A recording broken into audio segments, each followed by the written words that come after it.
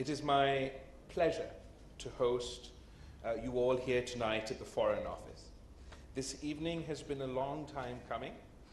and I had long wished to meet you all together personally and express my deep appreciation for your personal contribution towards strengthening and deepening relations between your countries and mine. I think it's no secret that we are nearing the end of our term, and so this is a good opportunity for me to give you an overview of our foreign policy priorities over the last 15 months and to outline our vision for the future of Pakistan's diplomacy. Let me begin by saying that it has been a great honor to lead the Foreign Ministry. I assumed this responsibility with great excitement as well as trepidation, because I was deeply conscious of living up to some very big shoes to fill.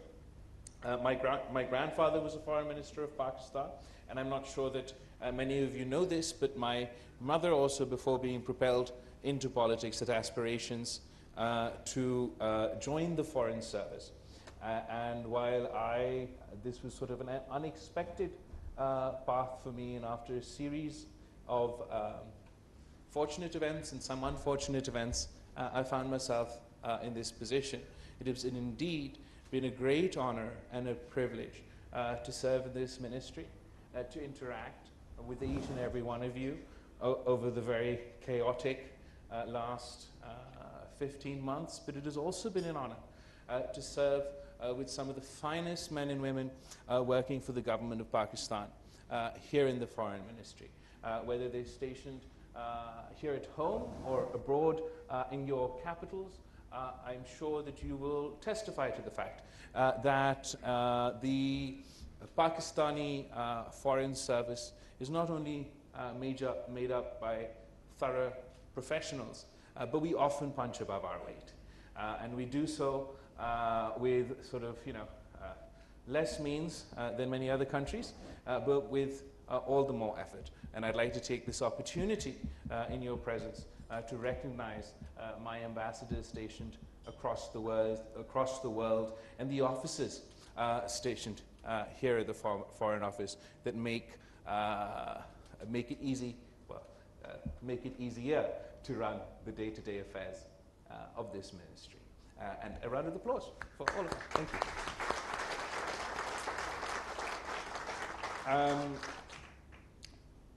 We started this journey 15 months ago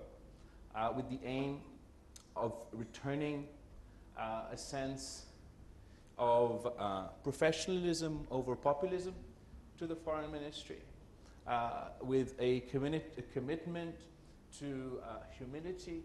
over a more exuberant style of conducting policy or politics, or in this case, foreign affairs, and isolating the Foreign Office as much as possible from domestic politics and the polarization of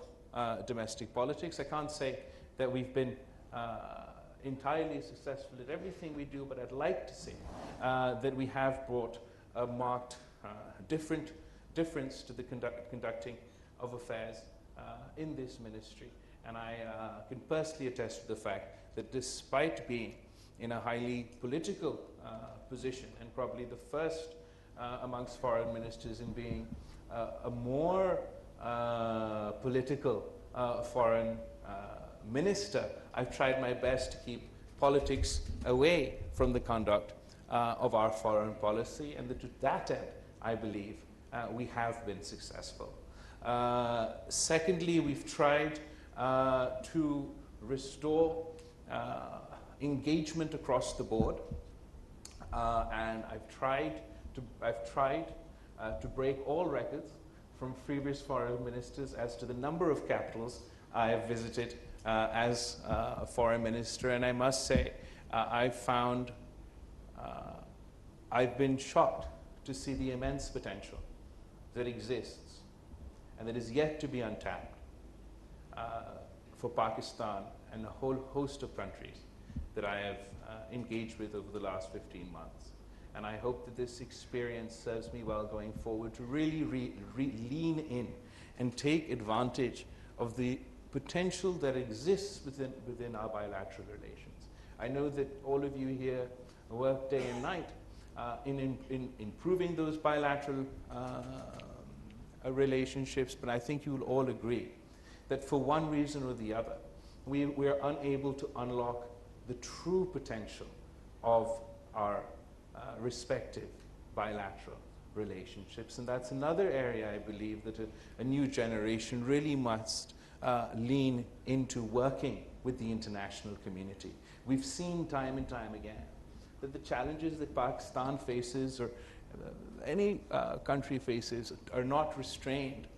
by borders. For example, when we experienced the catastrophic climate catastrophe last year, each and every one of you stepped up to help Pakistan, and it would have been impossible for us to meet that challenge had it not been for your support, for your country's support, and for your people's support. And the climate challenge is one such challenge that can't be addressed in isolation, whether it's here at home when we seek to combat the consequences of a natural disaster, or whether it is in the international stage, where we've worked together with you and played a small role in COP27 for advancing the aspirations of developing countries such as Pakistan vis-a-vis the climate agenda. That too would have been impossible without your support, your country's support, your representative support throughout the process. You've also witnessed how Pakistan has experienced extremely difficult economic turbulence over the course of the last few years. And once again, I'd like to take this opportunity to thank the diplomats represented here today, how everybody came together to help Pakistan, to support Pakistan in successfully reaching the latest agreement with the IMF, which would not have been possible without the support of our partners from Saudi Arabia to the UAE to China to the United States, and everybody really helping us get over the cliff. And now going forward, while economic, the times will be tough economically within Pakistan, the broad spectrum of support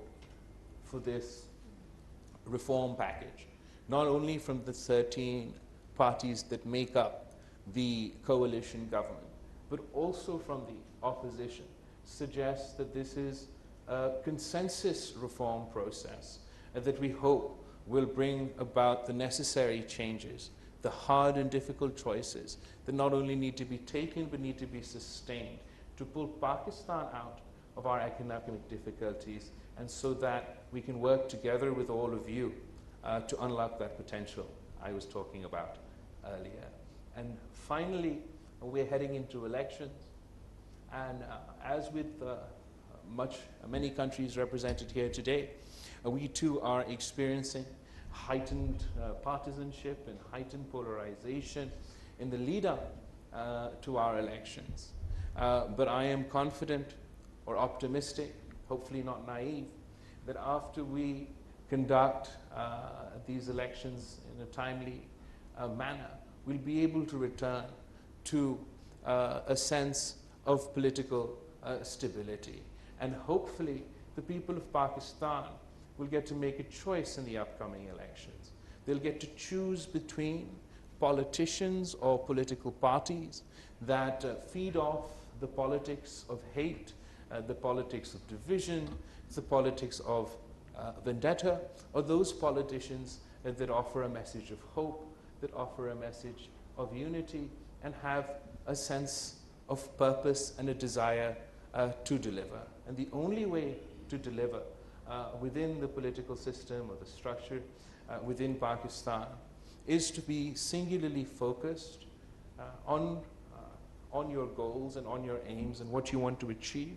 but also to strengthening those institutions that we all need to, that any government need to deploy in order to deliver, whether all civilian institutions whether it is the federal parliament or the provincial parliaments. And I hope that the people of Pakistan will choose politicians and political parties in the upcoming elections that believe in expanding democratic space, expanding the hard-won civil liberties and freedoms that we've earned over the course of many, many years of sacrifices and struggle, rather than those politicians and political parties that seek to contract that space. Once again, I thank you all for joining us here today. I've thoroughly enjoyed engaging with all of you over the last 15 months, and hopefully I'll get to engage with you a lot more in the months and years to come. Thank you.